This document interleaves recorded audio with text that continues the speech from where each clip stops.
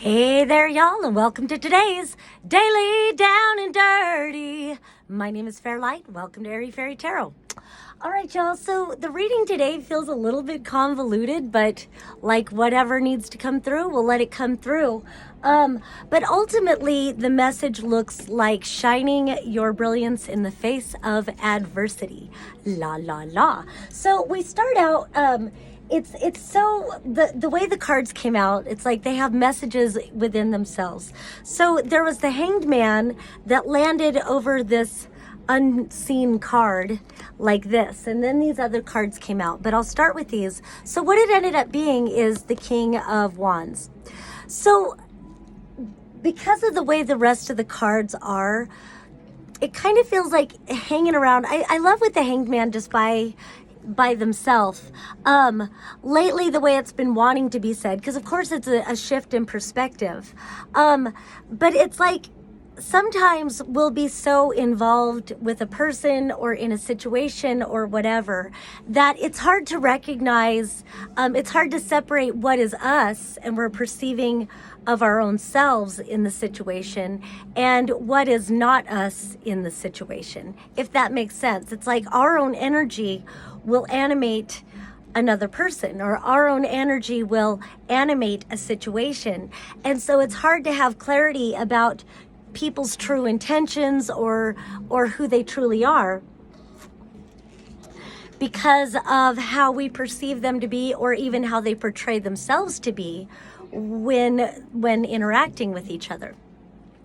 And so the Hanged Man is often, maybe you've seen something in it that makes you want to step back and just reevaluate the situation. So it's hanging back. And I always compare this to the Hermit card, where the Hermit will go isolate to find their inner light and their inner truth.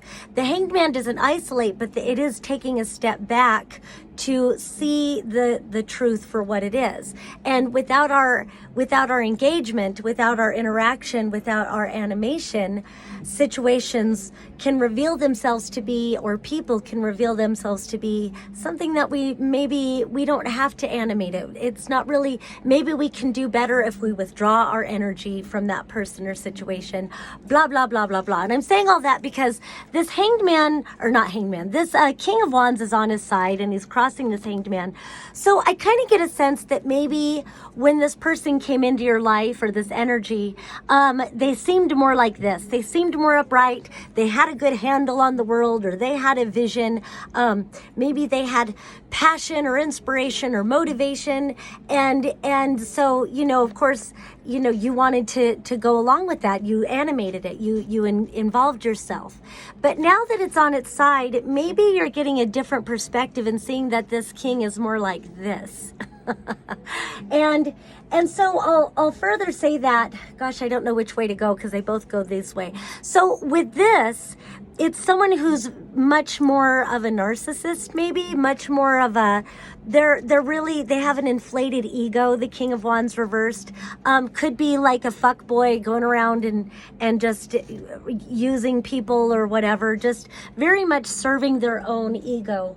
And it reminds me of, well, I don't know if I want to get too personal. It does kind of remind me of someone who downplayed my gifts because they had similar gifts, and it's like they wanted to make it seem like they only had gifts and I didn't. And it's like if somebody kind of tries to talk you down or something like that, what's the point of even energizing them? Like, they're so great, they don't need you. And you definitely don't need them. So, so then we go on. Then we've got this Knight of Swords. So when the Knight of Swords came out, it kind of just came flipping out. And I honestly didn't know if he wanted to be upright or reversed. And so it kind of goes into that same thing with this king, thinking that he's this at first, but then realizing he's really more like this. So it's like, maybe they come in with a powerful message or powerful words, but then you realize there's just not a lot of substance behind their words, or again, it could be just to inflate their own ego or something like that, or trying to tear you down to make them seem better, or I don't know. I don't like this energy at all. And then over here, we've got the Six of Swords reversed, the King of Swords reversed, and the Sun. And so these cards together would make no sense at all. But then in light of this, that's why I'm building up to, you're the brilliant one. And it doesn't mean that they're not brilliant, but it's just like, if you have a great brilliance, if you have an authentic expression to share of yourself, then we want like spirited people in our world that also want to shine their light and brilliance, and we're all appreciating each other. And I like that these three ladies are dancing around in the field of sunflowers together. We all shine our light, we all dance together, we all appreciate, and we inspire each other and motivate each other, each to shine our own authentic, brilliant light. And so, but then with this energy, it's so funny that, you know, and I would even think the Six of Swords would be upright, like move away from this energy. But kind of, I feel like it's saying shine your light in the face of adversity. Shine your brilliance in the face of it. Because this guy, again, it's like this energy being reversed.